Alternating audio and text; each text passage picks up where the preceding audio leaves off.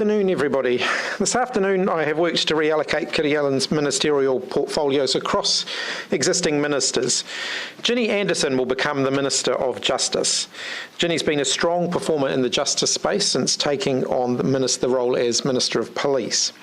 Aligning the justice and police portfolios will be important in the coming weeks as we look to progress the legislation that we announced last week around RAM raids to ensure that young offenders face more accountability for their crimes. Ginny Anderson's focus and my focus is firmly on backing the police with the tools and the resources that they need in order to fight crime. We're creating opportunities to break the cycle of offending with rehabilitation programs while ensuring there is strong accountability and consequences for those who don't take up those opportunities and continue to commit crime. Kieran McAnulty will become the Minister for Regional Development, aligning with his existing portfolio as Minister for Rural Communities. Grant Robertson is already leading the government's rolling maul of initiatives to support the communities that have been affected by Cyclone Gabrielle. He'll take over the lead coordination role for the Tairāwhiti region. There'll be further support for local infrastructure in those areas announced later this week. At his request, David Parker will pass on the revenue portfolio to Barbara Edmonds to free him up to focus on the transport role that he has recently taken up. Prior to entering Parliament, Barb was a specialist tax lawyer, and I've got confidence in her ability to pick up a greater share of the economic work of the government, which is why I'm also making her an Associate Minister of Finance. She'll be relinquishing her Associate Health role, which will be redistributed amongst the existing health ministers. Damien O'Connor will pick up an Associate Transport role, and he will be supporting David Parker in that. With only 5 sitting weeks until the House rises for the election, I've decided not to bring any new ministers into Cabinet. Overall, there are 25 ministers in the Executive, and I believe that all of them have a fair and manageable workload. Those promoted are all hard-working ministers who are performing well, have the capacity to take on more, and now have the opportunity to demonstrate their strengths. Our focus must be on the issues that matter to New Zealanders, like the cost of living and law and order. As a government, our singular focus must be on making life better for everyday Kiwis, and that is what I've sought to do, and I need everybody in the government to be doing the same. To the week ahead, tomorrow in Wellington, where I'll be attending the sold-out Football Ferns Philippines game here in the capital. On Wednesday, I'm hosting Australia Prime Minister Anthony Albanese, or Albo, at the annual Australia-New Zealand Leaders Meeting. On Thursday, I'll be meeting with US Secretary for State Antony Blinken before travelling to Christchurch to speak to the Canterbury Chamber of Commerce and the local government New Zealand meeting. Now, happy to open up for questions. Her request to get rid of revenue because you killed his wealth tax? He indicated that he was keen to move on from revenue. Why? He indicated that that's what he would like to do. Did he give you any explanation, and was it because you killed his wealth tax? He indicated that he wanted to move on from revenue, and I've accepted that. Prime Minister, did Kiri Allan come back to work too soon? She was offered more time off and indicated that she wanted to get back to work. What impact does this have on the Labour Party, given that we're only 3 months out from the election, and how worried are you? Ultimately, this isn't about me or about us, it's about New Zealanders, and they want to see us focused on cost of living, on law and order, on the issues that matter to them, and that's where our focus will be. You're not paying any attention that we're 3 months out from an election? Of course, politics matters, but actually I think what New Zealanders want to see the government focused on are the issues that are important to them. Why did you just take her word that she was okay with it? Wouldn't it have been, in hindsight, better to get the advice of a clinician or have her sit down with someone and have that assessment be provided to you before you made a decision? I made sure that she had got support, that she had been seeing a counsellor. She came to meet with me. She indicated that she wanted to come back to work. I did not compel her to stay away from work. Isn't it a bit irresponsible to not have a professional look into the situation before you put her back? It's not a normal job, obviously you know this. Isn't it a bit irresponsible not to have somebody of a professional stand and look at this? I think the Minister herself indicated that she wanted to come back to work. I'm not in a position to compel her to do otherwise. Do you believe that Labour has a chance of winning this year's election now? Yes. Why? Because we're just getting started with the campaign, and there's a lot more that we have to offer in the forthcoming campaign, and I'm looking forward to the opportunity to set that out. How can you show the public that you've got it together? Well, just watch me. This might be thinking, well, today is the day that you lost the election campaign. That's very premature. The campaign hasn't even started yet.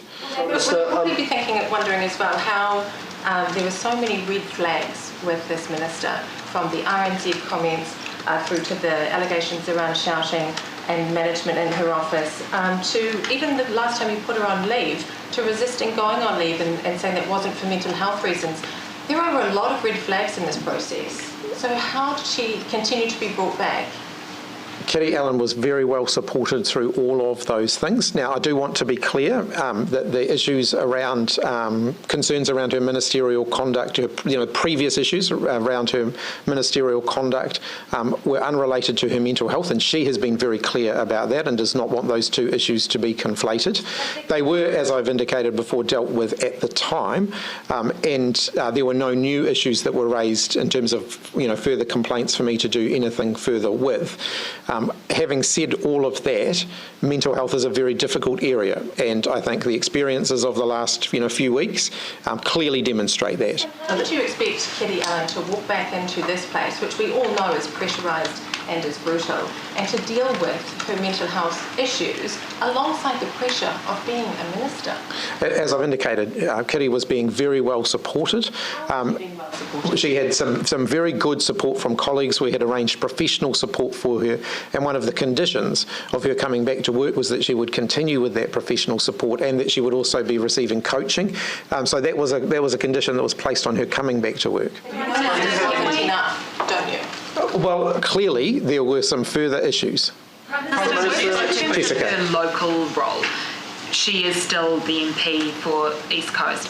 Will she stay on in that role? I know that you said you were going to rethink about that, but is that appropriate given the stress she's under? That's a discussion that's yet to be had. I didn't have the opportunity to have that discussion with her this morning. Given that we're less than 3 months, it won't prompt a by-election, do you think? Clearly it's something that we want to be getting a decision on fairly quickly. Have you spoken to Kiri since this morning? Not since this morning, no. Do you have any other concerns in between giving her the all clear to come back to work and the events of last night? No, actually, I had a conversation with her on Sunday morning via messages about issues that she was working on in the justice space. She was very engaged in her work, which was consistent with what we saw from her last week. Minister, do you see these questions that go to the heart of your political judgment to bring her back? Do you see these as fair game, or is it a bit unedifying, less than 24 hours after a pretty serious incident with somebody that, has mental health issues? I like to think right the way through this that I have handled the situation fairly, with compassion and with respect. I don't believe that mental health should disqualify someone from employment, and it shouldn't disqualify someone from employment in this building, and it has not done in the past. I think what is important is that people are supported. I believe that Kiri has been supported here, and wherever she has needed time off, we have given her time off. I've given her time off. In fact, I encouraged her to take more time. Ultimately, people can make politics of this, which appears to be what they are doing. I think they should think about the message that sends to other people in New Zealand who are struggling with their mental health. If the message is that someone who confesses or reveals that they're struggling with mental health should be immediately sacked, I think that's going to make the problem worse rather than better. Who's making politics of this, sorry, just to be clear? Well, the people who are suggesting that she shouldn't have still been in the job. Is there a way to manage that more thoughtfully in retrospect in terms of allowing her the space and to work through those mental health issues without the pressure of this place? As I've indicated, Kiri was very passionate about coming back to work, and actually people who are working through these issues, in some cases that's actually a significant step in their recovery, is to re-engage with the positive things in their life, and for Kiri, being at work was a very positive part of her life. She had been receiving support, she was in a much better space. Had I been able to foresee this, of course, there would have been more things that we might have been able to do. I don't have a crystal ball any more than anyone else does. Were you referring to you would have done differently? in any situation where you can look back in retrospect, there will always be things you could do differently. Could I foresee this a week ago? No, I couldn't. Were you referring to the statement that Christopher Luxon made? Clearly the situation raises questions about the judgment of Prime Minister Chris Hipkins. Well, that's a question for him. Well, the question for you. You're referring to people making politics out of it. Was it about that? What else can you tell us about the events of last night, in particular her refusal to accompany a police officer? Can't tell you anything more about that. That's obviously now a criminal investigation or criminal matter. So that really is a question for the police. Accepting that she was minister at the time, doesn't the public have a bit of a right to know a bit more about what happened? Everybody is still equal before the law, regardless of what role they hold. Kiri Allan is equal before the law, the same as any other person who was arrested in those circumstances. Are you able to tell us if she was led away in handcuffs? I don't have that information. So if these reallocations hadn't happened because of the Kiri Allan situation, would David Parker still have remained the Revenue Minister, and would he announce the Labour's tax policy? Oh, it's not unusual when there's a reshuffle in the offing that ministers will offer something up where they'll say, I'd like to pick this up, or I'd like to no longer be doing this.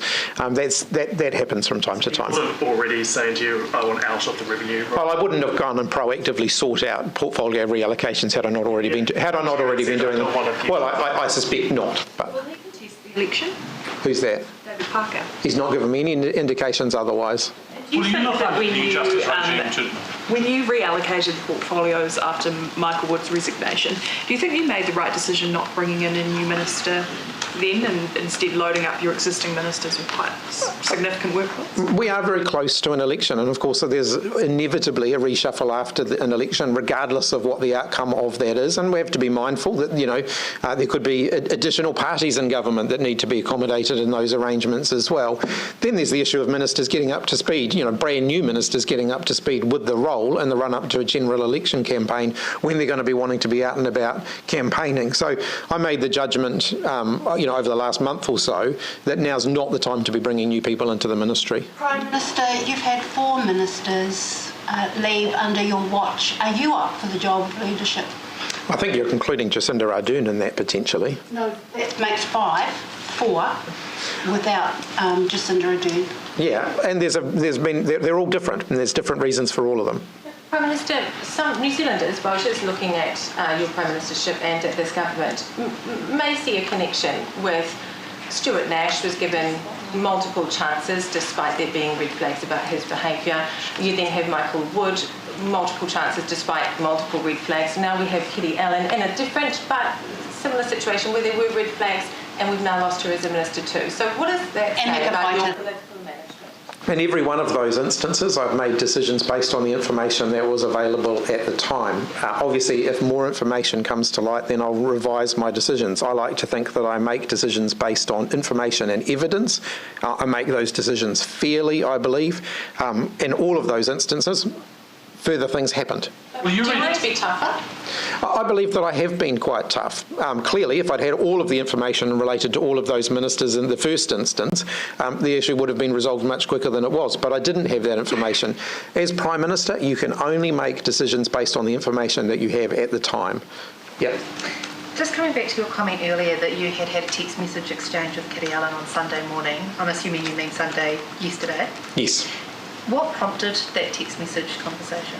We were actually having further discussions about the issues that we were working on last week, so none of it will be surprising. It's just, the usual mechanics of it. She's very engaged in, bringing to fruition the work that we have been doing over the last couple of weeks, and it was in line with those conversations. I asked whether in those conversations, or even further back on Wednesday when you stood here with her and announced the policy, you mentioned her being on top of her game. Had you spoken to her about the fact that you thought that she was doing well and that she'd come back and that you were really happy with her performance? Had you personally spoken to her about that? Yes, I had a conversation with her literally as we walked out of this room, indicating that I thought that she had handled the press conference very well, she'd handled question time in Parliament very well, and had been very engaged in all of the internal conversations that we had been having around those issues. And so when you had that text message conversation yesterday, there was no hint at all that anything was up or you weren't concerned? No, my understanding is that there were further developments in her life outside of work later that day.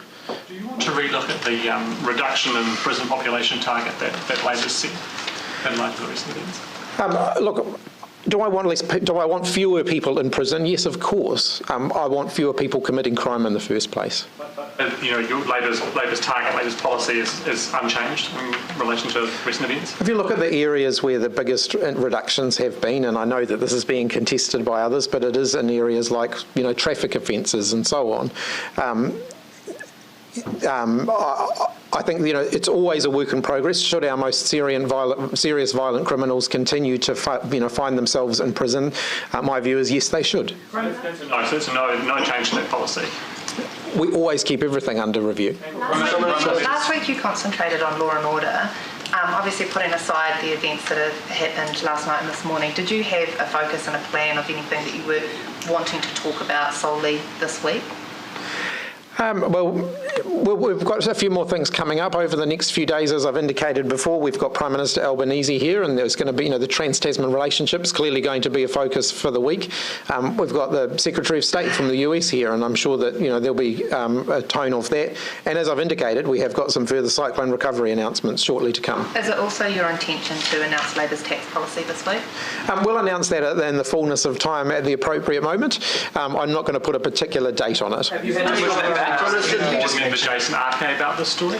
Sorry, what was that? Have you seen the comments from RNZ board member Jason Arke about the story, saying when there's blood in the water, the sharks circle and they're more than happy to digest every last morsel and watch the bones sink to the depths if the blood's sport?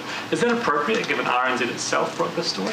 I have not seen that, and I will look at it before I provide judgment. Yes. Appropriate though? As I've said, I'm not going to pass judgment on something that I haven't seen.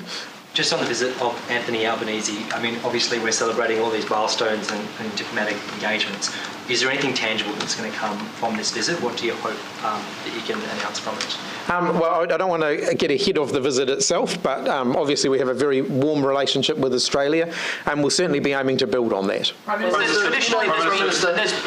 traditionally been a separation between justice and police portfolios. In fact, it's very unusual for one minister to hold both of them. I was wondering if you could walk us through the rationale behind giving both weighty justice portfolios to one minister, and if you're worried about the imbalance that might create. No, it has happened before. Annette King held both roles in the Clark government, both Minister of Police and Minister of Justice. There are a few areas of conflict. They're relatively small areas, and they're handled by way of delegation. So an Associate Minister of Justice will pick up those areas where the portfolio potentially has a conflict with the police portfolio. I'm happy I can provide a list of those. It's not a big list. There's a small. Associate Justice Minister now? And Deborah Russell, in this case, will pick up any areas where there's a conflict between the two portfolios. Does this show, though, you're running out of people? No, it doesn't at all. It shows that actually there's a logic in bringing the portfolio together, given the issues that we're dealing with at the moment, where there is a clear interface between the work that Justice are doing in the policy space and the implementation that the police are doing in the operational space. Bringing those two portfolios together to really focus in on those issues makes sense, and I believe that Ginny Anderson is a good person to lead that work. As I've indicated, I have plenty of people who, in the fullness of time, in the team, I think will make outstanding ministers, but I just think 3 months before an election isn't the time to be bringing them into the ministry. The depth of talent, though, you wouldn't be putting these two weighty portfolios on one minister's shoulders, though. No, I disagree. If you look at the overall sort of job share across the cabinet, I think that the portfolio allocation is relatively fair across ministers. But for Ginny Anderson, though, she's a new minister. She's got a big beefy portfolio like police already, which she's just trying to get used to, get her head around. And now you're giving her another big beefy portfolio, justice. Can she handle it? I think she's well and truly demonstrated in her time as Minister of Police that she's got her head around the portfolio. Yeah. What you were saying before about something further happening personally with Kiri, without wanting to breach any privacy or go into too many personal details, did you have a conversation with her about? I don't know the details of that. I know that she's had other things going on and that there were other things. I don't really know the details of that. So you can't really add more. Minister, for you personally, has this been one of the hardest days of your premiership? I mean, I want to say, when you're dealing with issues around mental health, that's incredibly difficult. I know that there'll be a number of employers around the country who have worked with employees who have found themselves in periods of mental distress, and it is incredibly challenging. And I don't take that lightly. I've taken it very seriously right from the beginning. I've been working very hard to ensure that Kiri has been supported through that. And yes, I have been guided along the way by the feedback that I have received from her about what's important to her and what's going to work for her. But it is really tough. And on one level, I commend Kiri for speaking openly as she has over the past few weeks about her struggles with mental health. It is an absolute tragedy what happened yesterday, that it got to that point. It is very brave to be speaking publicly about it, and I think in that regard I do want to acknowledge that she has been willing to do that. Clearly, it is not acceptable that it got to that point yesterday, and of course she could not continue in her role as a minister. Seriously, should New Zealanders... Sorry, I'll just take you one at a time. How seriously should New Zealanders take the announcement in the weekend by one of the minor parties of a gang-only prison? Finishing school for gangs? Yeah. Look, how serious is that a policy, and how, considering that we are coming up to an election, this is what some of those minor parties are saying as decent policies. What's your response to that? Well, if you look at the gang membership in our current prisons, it is quite a high proportion of the people who are in our prisons now, and that is because of the work that the police have been doing to target gang offending and to make sure that those who are doing that are held accountable for their actions. I'm going to pick on something you were just saying there. Do you feel like you've let Kiri down? I believe that I have done everything that I could to support Kiri. Now, I'm not saying that the outcome is acceptable, and I think clearly this is a tragic set of circumstances. New Zealanders will sort of glance over the minutiae of what happens in this place, and move on by election day, but they're likely to remember this, aren't they? So what is your message to New Zealanders today? I think mental health is something that we should always take seriously, and it's always something that we should speak respectfully about. So do you know, or have you been told that Kiri Allan left the scene of the accident before she was arrested last night? I'm kind of cautious. I went through a bit of this morning, and I am aware that now we're moving into that phase where police will be doing their investigations. They'll be making decisions about prosecutions and so on, and I don't want to get in the middle of that. So I don't want to continue to add to that. So I'll be dialing back my comments in that space because it is an active matter for the police. Do you know? One more on that. Do you know if she went to the hospital before she went to the police station? I'm not aware of that. She is currently still a Member of Parliament. She's still a Labour MP. There's a really high degree of public interest in this. She represents the people of New Zealand. So isn't it important that a detail like if she walked away from police as Justice Minister, isn't that crucial? Ultimately, it's a matter for the police. If the police are going to take a prosecution, for example, it would be utterly inappropriate of me as Prime Minister or any Minister or any Member of Parliament to get in between that. The last Minister that did that got removed from his role. Do you know? What was that? Do you know if she left the scene? As I said this morning, I guess the information about that hasn't been completely clear to me. So that really is a matter for the police. So just to be clear, you are not aware right now whether or not she walked away from that scene? I certainly can't say for certain what happened last night. Her future in politics, you said that a decision would need to be made regarding her future quite quickly.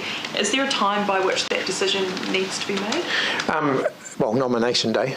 And is that something that you'll be talking to her about? Would you? Yes. Yeah. Reshuffles in your cabinet. Are you actually able to name, say, the workplace relations minister, the customs minister? Do you know everybody, all the portfolios at the moment?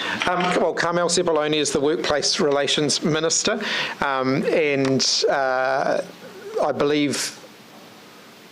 I'd have to check customs minister. Actually, it's not a portfolio that papers have come up from in the last few weeks. What does that say about the current state of the government? It says that everybody's working hard. Does it not say that you've had to reshuffle so many times that you've lost track? No, it does indicate that there's a lot of portfolios. All right. Yesterday, the Green Party made some comments about you rolling out of the wealth tax, capital gains tax, saying that essentially that's, it depends what the voters say, and they'll be pushing hard for it and could potentially not be in a coalition if they don't get that over the line. Māori Party have said you won't be calling the shots on election day. What's your response to these, from parties that you're going to potentially have to work with? I think the posturing that political parties have before an election and the negotiations that they do after the election don't always completely reconcile with one another. Obviously, there's an election campaign, and it's up to voters to vote for the parties whose policies they most strongly support. Is there quite serious concern for Kiri's well-being at the moment? She has people supporting her at the moment. When did you have time to get a haircut between this morning's press conference and now? It was actually booked in to do before this morning's press conference, and it got delayed a little bit. Thanks, everybody.